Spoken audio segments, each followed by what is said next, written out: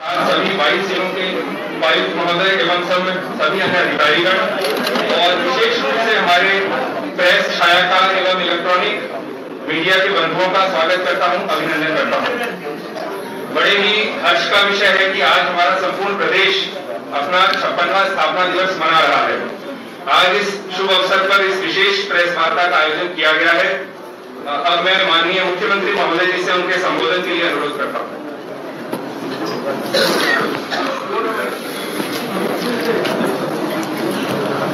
आज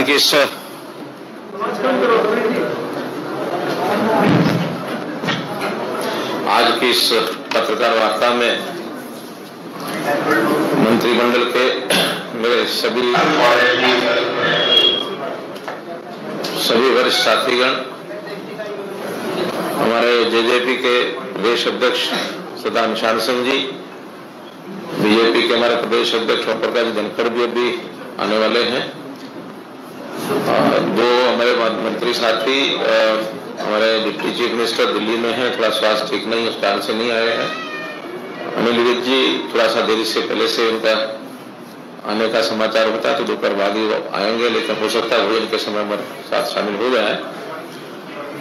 सबसे पहले तो आज हरियाणा दिवस है, 56वां स्थापना दिवस हरियाणा का आज हम मना रहे हैं। इस अवसर पर आप सबको और आपके माध्यम से हरियाणा की जनता को, जहां भी कहीं देश दुनिया में हमारा हरियाणवी समाज है, उन सबको बहुत बहुत बधाई, बहुत बहुत शुभकामनाएं। मित्रों, इस अवसर पर और भी 3 विशेष उल्लेखनीय जो घटनाएं हैं या दिन हैं, वो भी जरूर मैं याद करना चाहूंगा। 3 दिन पहले ही हमारे सरकार के पहले सत्र के 5 साल और इस सत्र के 2 साल, 7 साल पूर्ण हुए हैं। या 8वां साल 27 अक्टूबर को प्रारंभ हुआ है। कल 31 अक्टूबर को देश भर में हम लोगों ने राष्ट्रीय एकता दिवस मनाया। हमारे प्रथम गृह मंत्री देश जब आजाद हुआ तो लौह पुरुष सरदार वल्लभ भाई पटेल, उनका जयंती का दिन 31 अक्टूबर होता है और उनको राष्ट्रीय एकता दिवस के रूप में हम ये बना करके एक प्रकार से उनको श्रद्धांजलि अर्पित करते हैं। और उन्होंने इतना बड़ा काम किया। देश आजाद जब हुआ उस समय 550 से ऊपर रियासतें थी और अंग्रेज ने सबको छूट दे दी थी कि कोई भी रियासत इस देश के जो संविधान बनेगा उसके अंतर्गत आना चाहे या वो अपना संविधान बना सकते हैं, ऐसी छूट दे दी थी। एक बहुत बड़ा चैलेंज था। लौह पुरुष सरदार वल्लभ पटेल गृह मंत्री होने के नाते से उनका दायित्व था, उन्होंने उन सब रियासतों को, उनके जो रजवाड़े राजा महाराजा, उनको परस्यू किया और 3 रियासतों को छोड़कर बाकी सबको उन्होंने मना लिया कि भारतीय संविधान के अंतर्गत ही हम आजाद देश के अंतर्गत ही रहेंगे, हम अलग से अपनी रियासत नहीं रखेंगे। अलग स्टोरी है, फिर 3 रियासतें बची, उनको कैसे ठीक किया गया। जम्मू कश्मीर तो अंत तक 370 के कारण से वो बना रहा, जो अब वर्तमान देश के प्रधानमंत्री ने कदम उठा करके 370 को निष्प्रभावी किया है। तो आज हम कह सकते हैं कि वर्तमान भारतवर्ष के अंतर्गत आने वाली सभी रियासतें वो अपने एक ध्वज के नीचे, एक संविधान के नीचे आने की भूमिका सब बन गई है, जिसकी शुरुआत सरदार वल्लभ भाई पटेल ने की थी। और एक अवसर आज से 3 दिन बाद आने वाला है, दीपावली, इसकी भी आपको सबको बहुत बहुत शुभकामनाएं। मित्रों, आज के अवसर पर हम सब लोग इसलिए एकत्र आए हैं कि हरियाणा दिवस एक बहुत महत्वपूर्ण दिवस हमारे लिए वर्ष भर में होता है, जब हम अपने हरियाणा की 55 वर्ष की यात्रा और उसमें भी 7 वर्ष की हमारी यात्रा और फिर आगे के लिए हरियाणा की एक सोच, एक कल्पना, जैसे देश के प्रधानमंत्री ने कहा कि अमृत महोत्सव के समय हम अपने आजादी के 75वां वर्ष ये मना रहे हैं, तो जो 75 वर्ष में किया है, साथ में आने वाले 25 वर्ष, इसकी भी रूपरेखा हमारे दिमाग में रहनी चाहिए। हमने सस्टेनेबल गोल्स इनकी जो बात की है, तो कुछ लक्ष्य निर्धारित करने चाहिए अगले 25 साल के भी। जो सस्टेनेबल गोल जो है इनका डेवलपमेंट गोल्स, इनकी रूपरेखा तो 2030 तक की बनी है, लेकिन उसके भी आगे ये मानो कि 2047 तक हमारा देश, हमारा प्रदेश ये अपनी योजनाएं बना करके आगे चले। उसी संदर्भ में आप लोगों को धन कराना चाहूंगा कि जब हरियाणा बना, एक भेदभाव के कारण से ये जो हमारा हरियाणा का क्षेत्र है, ज्वाइंट पंजाब में बहुत भेदभाव होता था। उस समय के कर्णधारों ने अलग प्रदेश की जो मुहिम चलाई, 1 नवंबर 1966 को प्रदेश हरियाणा अपना बना। ये कहा जाता था कि हरियाणा बनने के बाद अपने यानी कर्मचारियों को तनख्वाह भी नहीं दे पाएगी, लेकिन हम कितना उसमें आगे बढ़ गए हैं। आपको पता है कि आज हरियाणा बहुत चीजों में दुनिया, यानी हरियाणा देश के विभिन्न प्रांतों की अगर तुलना करें तो हरियाणा प्रथम स्थान पर पहुंचा है। हमारी आज स्थिति अच्छी हुई है। हमारी पर कैपिटा इनकम जो बड़े राज्यों में हम प्रथम स्थान पर हैं, आज 2,49,000 रुपया ये हमारी पर कैपिटा इनकम आज देश में है, जो और किसी बड़े राज्य की नहीं है। छोटे राज्य गोवा है, दिल्ली है, इनको हम छोड़ सकते हैं क्योंकि सिटी स्टेट्स हैं। इसलिए ये उल्लेखनीय बहुत चीजें हमारी हुई हैं। हमने 7 साल में जो 2014 का गुड गवर्नेंस डे हमने मनाया था, उस दिन ही हमने शुरुआत कर दी थी कि transparent government, zero tolerance for corruption, इस प्रकार के सारे सिस्टम को हमने शुरू किया था। सीएम विंडो हमने उस दिन शुरू की। उस दिन हमने एक प्रकार से ई गवर्नेंस की शुरुआत की थी, और शुरुआत करने के बाद चाहे वो transparent policy, online transfer policy हो, चाहे मेरिट के ऊपर नौकरियां हो, और चाहे ई ऑफिस की हमने आज शुरुआत की है, बहुत से ई ऑफिस के माध्यम से चीजें पहुंच गई हैं। रूट लेवल तक सर्विसेज कैसे पहुंचे, चाहे वो अंत्योदय केंद्र है, सरल केंद्र है, अटल सेवा केंद्र है, उनके माध्यम से ऊपर से नीचे तक कितने ही रिफॉर्म्स हमने किए हैं। अगर वो रिफॉर्म सारे गिनाने लगेंगे तो बड़ा लंबा समय लगेगा। आपके सामने कई बार हमने विषय बताए हैं, फिर भी हमने चाहे वो बेटी बचाओ बेटी पढ़ाओ का एक अभियान हो, हमारी पावर, क्योंकि बहुत समय पर सभी मुख्यमंत्रियों ने हमेशा कहा कि हमारे गांव में 24 घंटे बिजली देंगे, लेकिन कभी किसी काल में ये सफलता मिली नहीं। इन 7 सालों में कह सकता हूं, 2016 में कुरुक्षेत्र में एक गांव से हमने शुरू किया था, और आज बड़ी खुशी है इन 7 सालों में आज हमारे पावर मिनिस्टर रणजीत सिंह जी भी उसमें पूरे जोर शोर से लगे हुए हैं। 2 दिन पहले भी 100 नए गांव में ये 24 घंटे बिजली की हमने एक नई शुरुआत की, और आज 5,485 गांव, लगभग 5500 गांव 24 घंटे बिजली जा रही है, जो कुल गांव का 77% बनता है। लगभग 1000 गांव के आसपास बचे हैं। बहुत जल्दी मुझे लगता है कि उनको भी हम कवर कर लेंगे, और इसमें 10 जिले तो ऐसे हैं जहां एक भी गांव ऐसा नहीं है कि जहां 24 घंटे बिजली न जाती हो। बाकी 10 जिलों में कहीं 100, कहीं 50, कहीं 20, कहीं 200, इतने गांव जो बचे हैं उसको बहुत जल्दी पूरा करेंगे। हमने महिलाओं के विकास पर, महिला थाने, महिलाओं के अपराध के विरुद्ध जो स्टेप्स लिए हैं, और इसी प्रकार से जो महिलाओं की संख्या कांस्टेबलरी में इसको ज्यादा किया है। पढ़े लिखे युवकों को जो बेरोजगार हैं उनके लिए सक्षम योजना ये हमने शुरू की है। जहां तक अगर आंकड़े में कुछ आपके ध्यान कराऊं तो इन 7 सालों में कितना हम आगे बढ़े हैं। जैसे राज्य का जो जीडीपी है, सकल घरेलू उत्पाद है, ये 3,53,000 करोड़ रुपए था। आज 7 साल के बाद ये 7,64,000 करोड़ रुपया है। यानी जो वृद्धि दर है ये 6.24 थी 2014 में, और 21 में 7.78 ये वृद्धि दर जीडीपी में। अर्थात हम जीडीपी में भले ये 2 वर्ष 1.5 वर्ष हमारा कोविड का भी निकला हो, तो भी हम इसको 8% की अपेक्षा हमारी है कि इस वर्ष का जो वृद्धि दर है ये at the end of the year हम 8% तक पहुंचेंगे, ऐसा हमको लगता है। प्रति व्यक्ति आय मैंने आपको बताई है। खाद्यान्न का उत्पाद यानी जो 2014 में 1,69 लाख टन था कुल खाद्यान्न, वर्ष भर का 169 लाख था, आज वो 195 लाख अर्थात 26 लाख मीट्रिक टन इन 7 सालों में प्रति वर्ष के हिसाब से ये खाद्यान्न हमारा बढ़ा है। ऐसा ही नहरों के द्वारा सिंचित क्षेत्र जो 7 साल पहले 58,80,000 एकड़ था, अभी वो 60,42,000 अर्थात 1,62,000 एकड़, ये हमारा सिंचाई का क्षेत्र भी बढ़ा है। और मैं समझता हूं कि जैसे हमने माइक्रो इरिगेशन का अभियान इस वर्ष शुरू किया है, जल प्रबंधन के बारे 2 वर्ष का जो उल्लेख किया था, उसमें जल प्रबंधन अच्छे प्रकार से हम कर रहे हैं। माइक्रो इरिगेशन होने के बाद हमने कहा कि हर खेत को पानी मिलेगा, चाहे वो नहरी पानी मिले माइक्रो इरिगेशन के माध्यम से, चाहे वो ट्यूबवेल का पानी हो। ट्यूबवेल के पानी को हमने थोड़ा कंट्रोल इसलिए किया है कि डार्क जो एरिया बढ़ता चला जा रहा है, तो इसलिए प्राथमिकता हमारी नहर के पानी को या पानी स्टोरेज करके, जो बरसात का पानी है उसको स्टोरेज करके और माइक्रो इरिगेशन के माध्यम से, कोई खेत ऐसा बचना नहीं चाहिए जो सिंचाई रहित हो।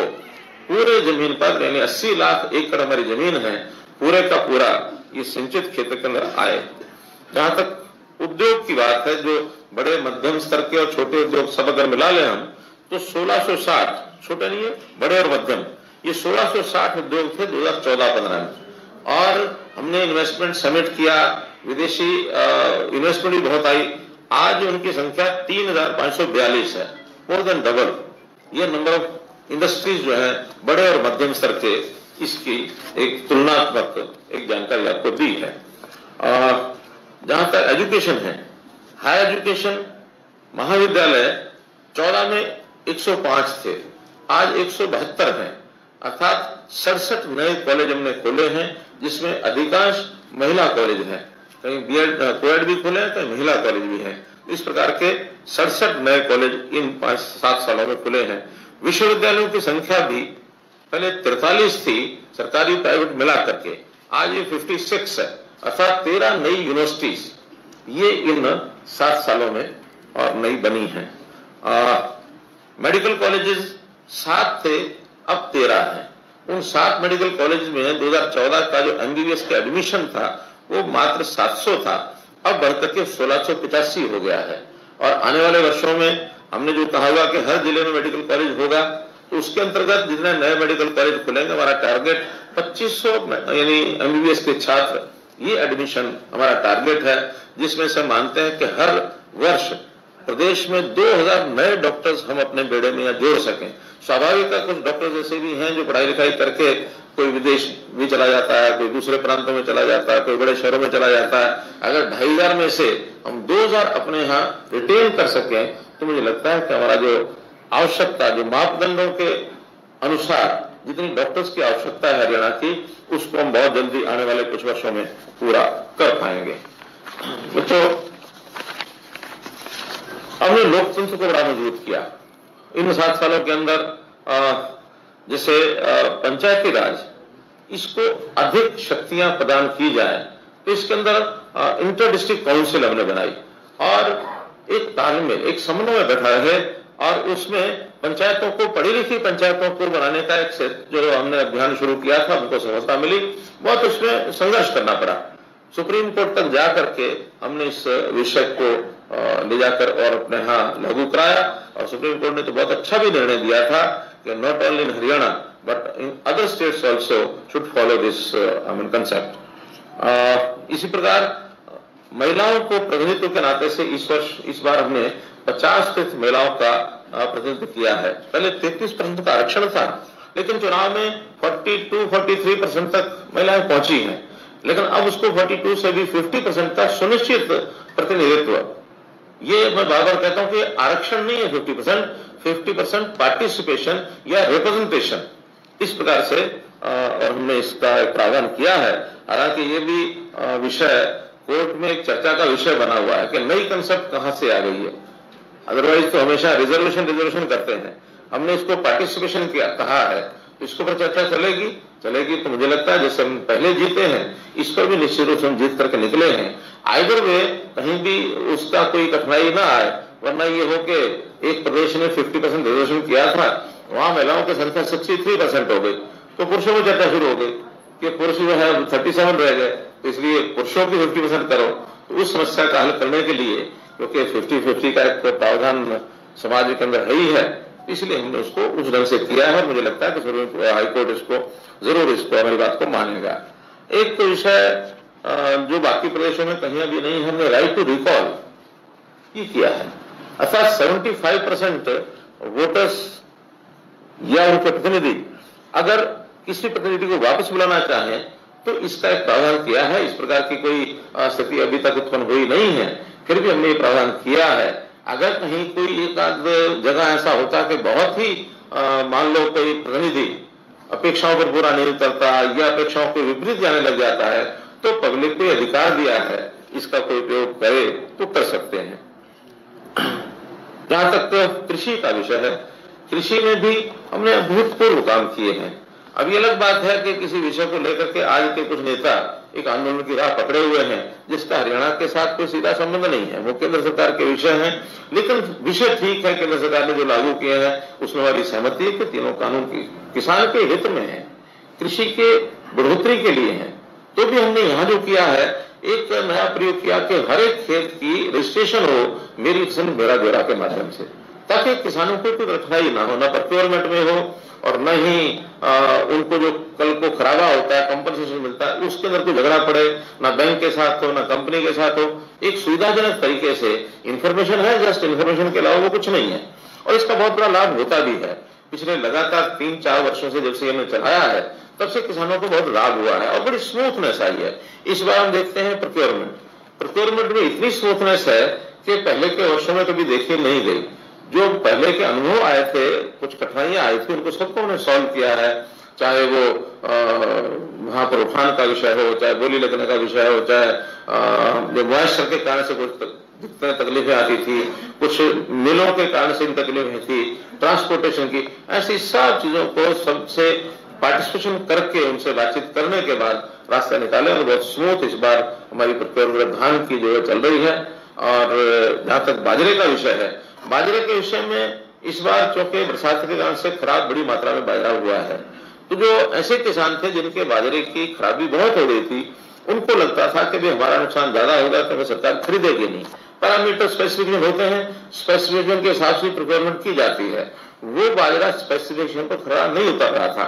हम अगर खरीदते तो जो ठीक बाजरा था, जो आज 1600 1650 बिक रहा है, हम तो 2250 रुपए वही लेने वाले थे। बाकी तो कठिनाई थे हमारे लिए भी। उनका तो जो हमने 600 रुपया भवंतर भरपाई योजना लागू की है, तो 1600 को तो 2250 मिल गए। लेकिन जिनका खराब था उनको वही 1200 मिलते, 1300 मिलते, 1100 मिलते, इससे आगे कुछ मिलने वाला नहीं था। हमने उनको भी 600 रुपया दिया है, तो उनको भी लगता है कि एक बहुत बड़ा लाभ उनको हो गया है कि हमारा बाजरा भी चाहे खराब हुआ तो भी उनको 1800-1900 रुपया उसका मिल गया, खराब बाजरे का भी। तो इस प्रकार से बहुत संतोष बाजरे के जो ग्रोवर्स हैं उनके अंदर है। मैंने पानी का प्रबंधन, इस पर भी बहुत चिंता की 7 वर्षों में लगातार।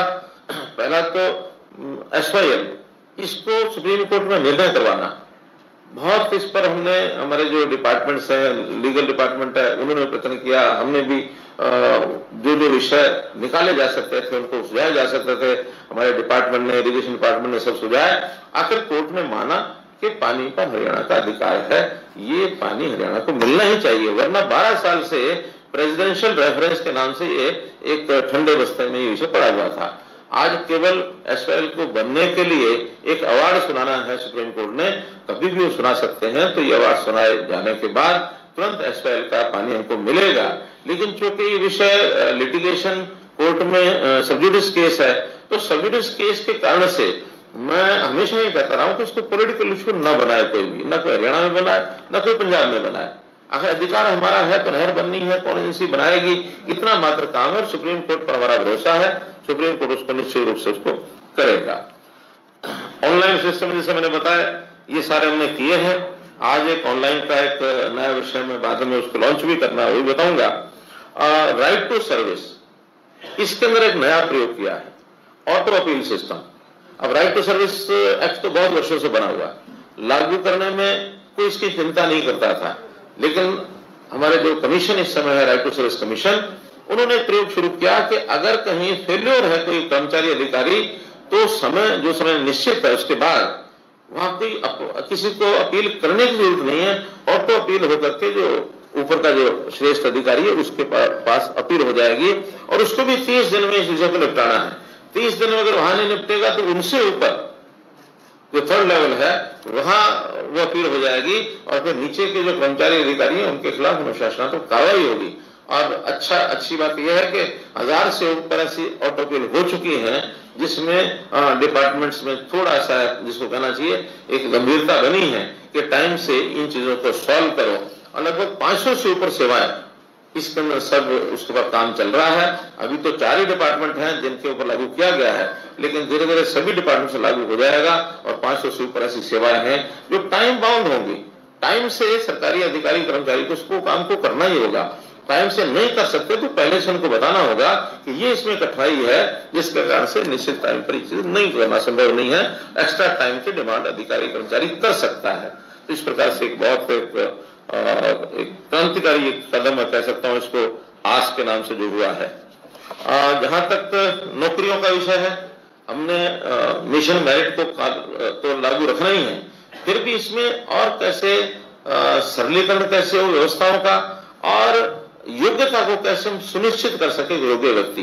बहुत सी शिकायतें नकल की, पेपर लीक की, पेपर आउट की, ये पिछले दिनों में हम लोगों ने सुनी है। पहली बात तो है कि ऐसा नहीं कि पहली बार हुआ, पहले नहीं होता था, पहले भी होता था, लेकिन इन चीजों को कोई उजागर करने नहीं देता था, कोई करता भी नहीं था। हमने तो आगे बढ़ करके स्वयं इसके ऊपर संज्ञान लिया है कि अगर कहीं भी पेपर कोई आउट हुआ, लीक हुआ, तो हमने 2-2 पेपर कैंसिल भी किए हैं, रद्द किए हैं, पोस्टपोन किए, दोबारा फिर लिए हैं। भले करोड़ों रुपया उसके ऊपर हमारा खर्च भी होता है, लेकिन कहीं भी इस विषय को और बिल्कुल भी बर्दाश्त नहीं किया जाएगा। इस पेपर लीक और पेपर आउट के विषय में जब ध्यान में किया गया तो ये कई स्टेट्स के अंदर ये चीजें फैली हुई है। बहुत बड़ा एक ग्रुप है ये, और इस ग्रुप को पकड़ने में हमारी पुलिस ने बहुत काम किया है। पीछे जो एक पेपर आउट हुआ था, उस पेपर आउट होने में जम्मू कश्मीर, आंध्र प्रदेश, गुजरात, हरियाणा और कितने प्रदेशों के, यानी हिमाचल में भी कुछ लिंक मिले। ऐसा एक सुनिश्चित एक गिरोह पिछले दिनों के अंदर लगभग 40 लोग और पकड़े गए जो नकली जो रिक्रूटमेंट कराने के लिए और नकली अपॉइंटमेंट लेटर देते थे। अभी विधानसभा में एक केस सामने आया और उसको भी बहुत गंभीरता से लिया गया है और बहुत यानी एक लुटा लुटाई जो एप्लीकेंट्स की होती है उसको निश्चित रूप से हम बंद कर रहे हैं। इन सब चीजों को उजागर करेंगे। हमें कभी भी शुरू हुआ हो, आज से 5 साल, 10 साल, 20 साल कभी शुरू हुआ हो, लेकिन अब खत्म करने का काम हमारे जिम्मे है। उसको खत्म करेंगे, जड़ से इसको निपटाएंगे। हमने एकल यानी वन टाइम रजिस्ट्रेशन, एकल पंजीकरण जो ग्रुप डी और ग्रुप सी इनका शुरू किया है, ताकि एक बार रजिस्ट्रेशन करा दें, बार बार उसको फीस ना देनी पड़े और उसके एग्जाम लेने के बाद 3 साल तक वो मेरिट मेंटेन रहेगी। अपनी मेरिट को कोई इंप्रूव करना चाहता है तो कर सकता है और 3 साल के बाद फिर से पेपर देके अपनी नई मेरिट में भी वो आ सकता है। तो उसी मेरिट के ऊपर लगातार 3 साल तक उसकी अगर मेरिट के हिसाब से भारी आती है तो उसको नियुक्ति मिलेगी। ग्रुप डी का तो एक ही प्रश्न पेपर होगा, ग्रुप सी का एक जनरल होगा और एक उसकी क्वालिफिकेशन वो आवश्यकता है जिस तरह की पोस्ट है, कैटेगरी ऑफ पोस्ट के हिसाब से उसका अलग से जो एग्जाम होगा वो एक लिया जाएगा। और कोई इंटरव्यू न सी में न डी में किसी में कोई इंटरव्यू नहीं होगा, क्योंकि इंटरव्यू में ही बहुत सी चीजों की शिकायतें मिलती रही हैं। अब कोई इंटरव्यू उसमें नहीं होगा। इस प्रकार हमने किया है। और उसका जो परीक्षा है कॉमन एलिजिबिलिटी टेस्ट जिसको कहा सीईटी, वो साल में एक बार जो उसकी क्वालिफिकेशन है उसके हिसाब से हुआ करेगा। जहां तक सुरक्षा की बात है, लैंड ऑर्डर की बात है, इसको ध्यान में रखते हुए हमने एक प्रावधान किया डायल 112 और ये भी एक बहुत अच्छा प्रयोग। 650 एम्बुलेंसेस हमने दी हैं फील्ड में। किसी को कोई तकलीफ होती है तो उसको जैसे ही मैसेज आता है 15 मिनट के अंदर अंदर हरियाणा के किसी भी कोने में कहीं कोई घटना हुई है, हर थाने में एक निश्चित संख्या गाड़ियों की दे दी गई है। वहां फर्स्ट एड और वहां आवश्यक जितनी भी सामान के साथ गाड़ी पहुंचती है, उस व्यक्ति को चाहे लैंड ऑर्डर की स्थिति है, चाहे कोई एक्सीडेंटल केस है, कोई सहायता की बात है, उसको तुरंत मिलता है। बहुत अच्छा ये एक प्रयोग हमारे यहाँ चल रहा है। पर्यटन के भी कई काम किए, आप लोगों को पता है। जैसे हमने विशेष तौर पर मोरनी, पंचकुला इस पर ध्यान किया। अभी ढोसी पहाड़ पर पर्यटन का केंद्र कैसे शुरू हुआ वो हमने किया है। राखी गढ़ी है और इस प्रकार के कितने स्थान है। कुरुक्षेत्र अंतर्राष्ट्रीय गीता जयंती का कार्यक्रम है, तो चाहे धार्मिक टूरिज्म हो, चाहे मनोरंजन के नाते हो, ऐसे स्थानों पर हम फोकस करके और टूरिस्ट को आकर्षित करने के लिए बहुत से कार्यक्रम चल रहे हैं। इसमें होम स्टे पॉलिसी हमने बनाई है। वैसे तो हमारे यहाँ होटल्स की और गेस्ट हाउसेस की कोई कमी नहीं है, फिर भी होम स्टे में एक तो आने वाले टूरिस्ट को हमारे जो ग्रामीण क्षेत्र का उनके किस प्रकार की संस्कृति है, सेवा के रहन सहन है, वो सबका आभास होता है और बहुत लोगों को इसका रोजगार भी मिलेगा। होम स्टे पॉलिसी ये भी हमने बनाई है।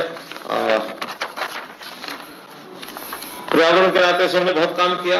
ऑक्सीजन की कमी के कारण से, कोविड के कारण से जो हमको सीख मिली, उसमें ये ध्यान में आया कि ऑक्सीजन को किस प्रकार से वायुमंडल में ज्यादा बनाया जाए। हमारा पर्यावरण विभाग, हमारा फॉरेस्ट डिपार्टमेंट पेड़ लगाने की मुहिम, चाहे पौधागिरी, स्कूली बच्चे, चाहे बड़े लोग, करोड़ों पौधे हमने लगाए हैं। लेकिन अब ध्यान ये है कि पौधे लगाने के बाद उसकी रक्षा सुरक्षा ये कैसे हो, इसके लिए नए आयाम खड़े कर रहे हैं। जीपीएस सिस्टम के माध्यम से जो पौधा एक बार लगाया गया, 3 वर्ष तक उसकी सुरक्षा सुनिश्चित हो, इसके लिए भी इंसेंटिव्स कई हम दे रहे हैं। जो बहुत बड़ी आयु के पेड़ हैं, 75 साल से ऊपर के पेड़, खास करके जैसे पीपल है, बड़ है, पिलखड़ है, ऐसे जो पेड़ हैं, इनकी सेवा करने के नाते से जो संस्था, जो परिवार, जो गांव, जो पंचायत उस पेड़ की सुरक्षा करता है, उसके लिए प्राणवायु देवता पेंशन शुरू की, 25 रुपए साल की। अब ये ऐसा एक प्रयोग है जो कहीं और हुआ नहीं है। लोग इसका एक अध्ययन कर रहे हैं कि हाँ, इनको आपने किया है तो ये पेड़ कितने साल तक, और उन पेड़ों की आयु भी लोग अंदाजे लगाने लग गए, गिनने लग गए हैं कि ये पेड़ कब लगा होगा, कब तक ये चलेगा। और पेड़ ऐसे ऐसे बड़े बड़े तने वाले, यानी अभूतपूर्व उनका एक जो छाया है या उनका जो तना है, उस तने के अंदर कई तो गुफाएं बन जाती हैं।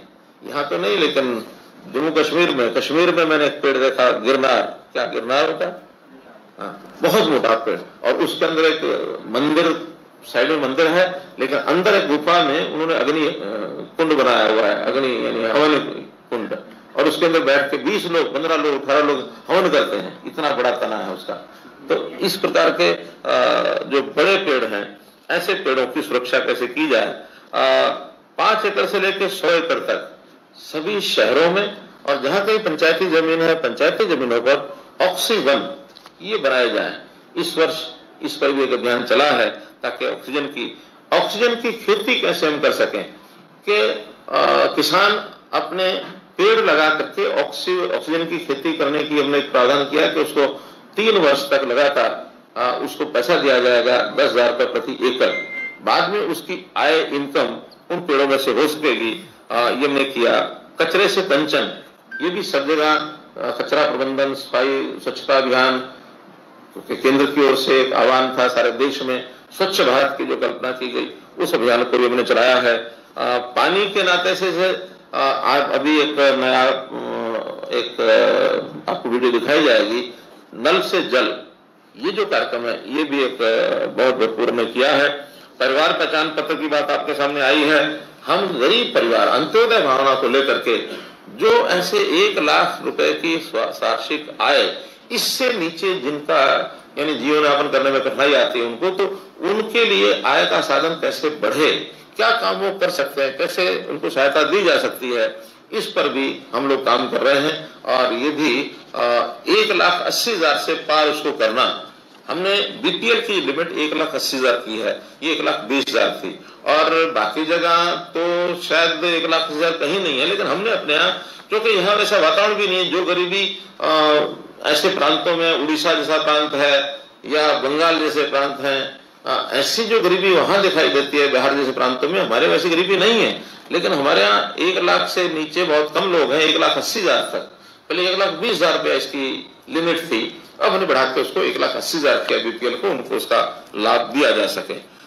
खेलों के अंदर हम देखते हैं, खेलों के परिसर जितने हैं उनको बढ़ा रहे हैं, उनमें इंफ्रास्ट्रक्चर बढ़ा रहे हैं, वर्कफोर्स बढ़ा रहे हैं। और खेल में तो जितना जिस प्रकार के परिणाम हमारे मेडल्स लेकर के आते हैं, ओलंपिक, पैरालंपिक, पिछले हमने देखा, दूसरे प्रांत भी अध्ययन करने के लिए आते हैं कि आपकी खेल पॉलिसी कैसी है, क्या है। यानी गुजरात जैसे प्रांत ने 15 दिन के लिए हमारे यहाँ टीम भेजी कि आप अध्ययन करके आइए कि हम भी इसमें कैसे आगे बढ़ सकते हैं। तो खेल में भी हमारा नर्सरी से लेकर के और बड़े जो मेडल जितने भी लेने वाले खिलाड़ी हैं, जिस भी एज वर्ग तक वो खेलते हैं, उनको पूरी सुविधाएं दी जाती हैं, उनको राशि दी जाती है। कैच दम यंग, इस पॉलिसी पर नर्सरी जो खेलों की है उस पर भी हम जो ध्यान दे रहे हैं। हमारा खेलो इंडिया का कार्यक्रम पहली बार हरियाणा को मेजबानी उसकी मिली है। फरवरी 2022 में पंचकुला में ये काम जरूर किया जाएगा। बहुत काम किए हैं, फिर भी उल्लेख में सबको ना करते हुए इतना उल्लेख करना चाहूंगा कि इन 7 सालों में कुछ कठिन दौर भी आए हैं। मैंने पिछले दिनों में अपने वक्तव्य में सारे कठिन दौर गिनवाए थे, या भी गिनवा सकता हूं नाम से।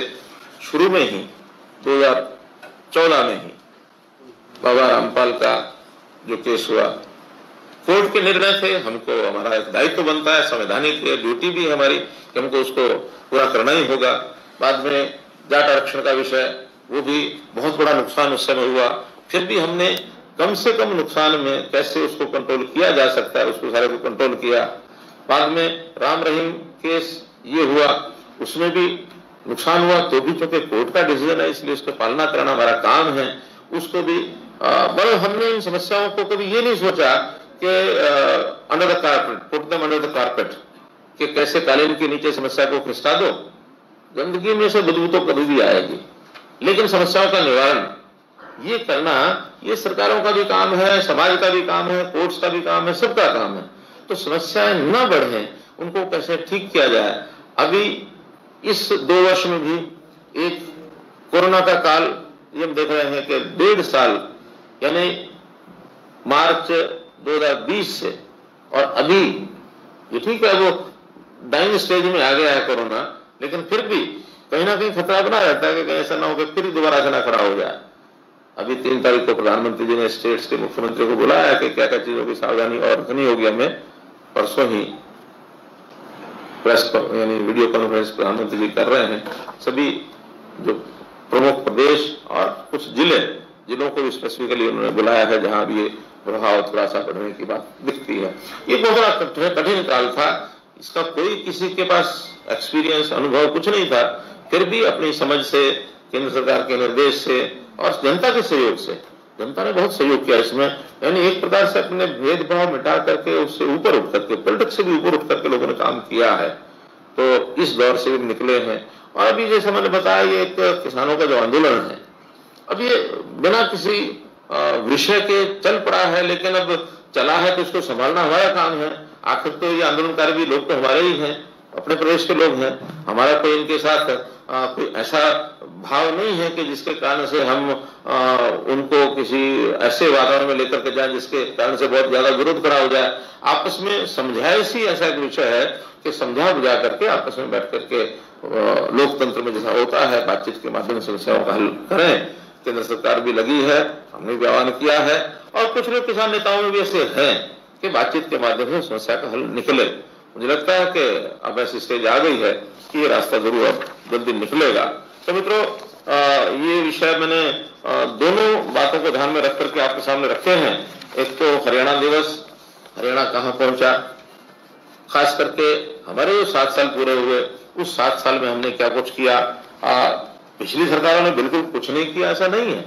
आखिर तो जो भी सरकार 1 नवंबर 1966 को आई होगी, वहां तो उस समय कुछ भी नहीं था।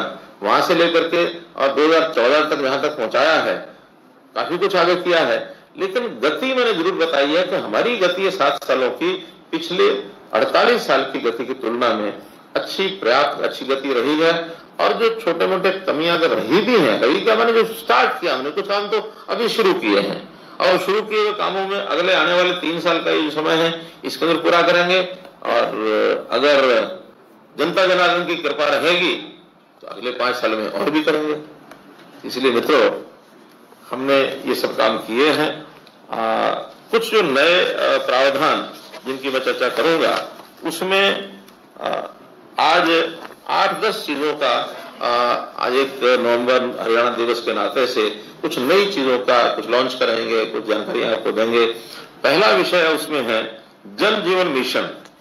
जल जीवन मिशन में हर घर में जल से, नल से जल पहुंचाने का काम कुल गांव 6803 है हरियाणा के, पंचायतें कम है लेकिन गांव 6803 है, जिसमें से 95% 95.42 इतने प्रतिशत घरों में नल से जल पहुंचाया जा चुका है।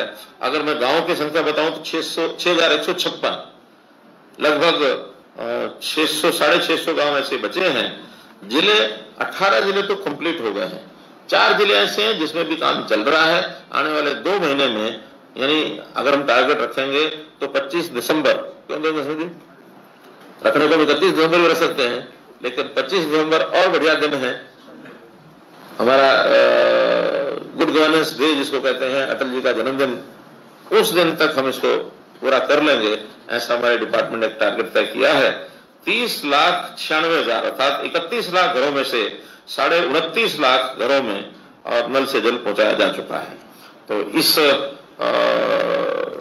कार्यक्रम के अंतर्गत मैं विभाग को कहूंगा कि एक कोई प्रेजेंटेशन 2-3 मिनट की कोई फिल्म बता रहे थे, आप इसको जरा दिखाएंगे।